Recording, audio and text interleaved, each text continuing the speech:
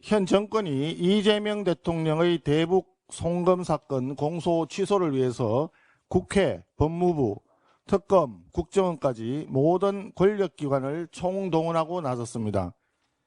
어제 법무부가 박상용 검사를 직무정지시켰습니다. 직무상 의무 위반이라고 하는데 구체적으로 어떤 위반인지 설명이 되지 않습니다. 수사 공정성에 의심이 가는 은행도 구체적으로 어떤 사항인지 전혀 설명이 없이 직무정지만 시킨 것입니다. 헌법상 공무원 신분 보장의 원칙에 정면으로 위반되는 위헌적인 인사 조치입니다. 국정원도 나섰습니다. 이화영의 증인을 국정원장에 임명시키고 이재명 대통령 대북 송금 사건 변호인을 국정원 기조실장에 임명 놓고 나서 법원이 이미 거짓이라고 판결을 내린 사안에 대해서 국정원이 사실로 확인됐다면서 대북 송금은 조작이라고 우기기 시작했습니다. 마침내 특검에서 나섰습니다. 2차 종합특검이 대북 송금 진술 회유 의혹을 수사하겠다고 나선 것입니다. 검찰의 수사권과 기소권을 분리시켜 놓고 나서 특검에게는 이재명 대통령 사건의 수사권도 맡기고 이제 이재명 대통령 수사했던 검사들에 대해서 보복성 기소권까지 줄 생각인가 봅니다. 설마 이재명 대통령 공소 취소권까지 줄 생각인가요? 이런 특검은 더불어민주당이 내세웠던 검찰개혁 취지와 정면으로 위배되는 것입니다.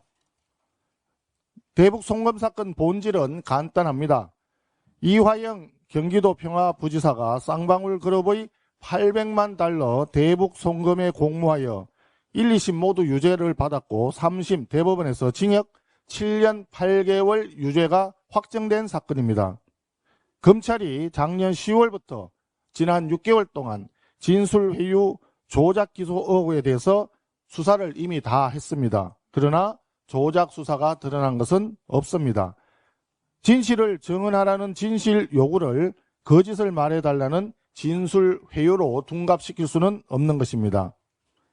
국회, 검찰, 법무부, 특검, 국정원까지 모든 권력기관이 총동원된 그야말로 광기 어린 재판 외압이자 헌법 유린입니다. 역사에서는 이재명 정권의 친위 쿠데타로 역사에 기록될 수도 있을 것입니다. 이재명 대통령에게 요구합니다. 더 이상 본인의 공소 취소를 위해 국가 형사사법 시스템 자체를 유린하는 이러한 사태를 방치하지 말기 바랍니다. 이재명 대통령 임기 안에 공소 취소는 없다고 스스로 대국민 선언하기를 강력히 요구합니다. 물가 관련 한 말씀 더 드리겠습니다. 올해 1분기 서비스 물가는 전년 동기 대비 2.4% 상승했습니다. 특히 외식 등 개인 서비스 물가는 3.2% 올라서 5분기 연속 3%대 상승률을 보이고 있습니다. 여기에 국제유가 상승이 반영되며 생활물가 전반의 압력이 확대되고 있습니다.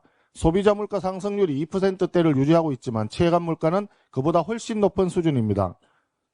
특히 원달러 환율이 1,500원 내외로 고착화될 경우에 수입 물가 상승 압력이 더욱 확대될 수밖에 없습니다. 그런데 문제는 정책 대응 여력이 너무나 제한적이라는 점입니다. 물가 상승 근본 요인이 국내 요인이 아니라 해외 요인입니다. 중동발 에너지 공급 충격에 있기 때문에 통화정책이나 재정정책으로 직접적인 해결이 어렵습니다. 가장 우려되는 시나리오는 단순한 가격 상승을 넘어서 실제적인 물건의 품귀 현상이 벌어졌을 때입니다. 휘발유 가격이 오를 뿐 아니라 일정 시점에서는 가격과 무관하게 물량 자체를 구할 수 없는 상황까지 속출할 수 있습니다. 이 경우 물류와 생산이 동시에 위축되며 실물 경제에 치명적인 타격을 줄 수도 있습니다. 아울러 여름철 폭염과 에너지 수급 불안이 겹칠 경우 산업 차질을 넘어 국민 안전까지 위협할 수도 있습니다. 정부는 단기적인 에너지 가격 대응을 넘어서 에너지 수급 다변화, 원자재 공급망 확보 등 실질적인 물량 수급 대책과 취약계층 보호에 초점을 맞추어야 합니다. 당장 눈에 보이는 쉬운 길만 골라가니 일이 점점 더 꼬이고 복잡해지는 것입니다. 선제적인 대응은 이럴 때 해야 된다는 점을 분명히 말씀드립니다.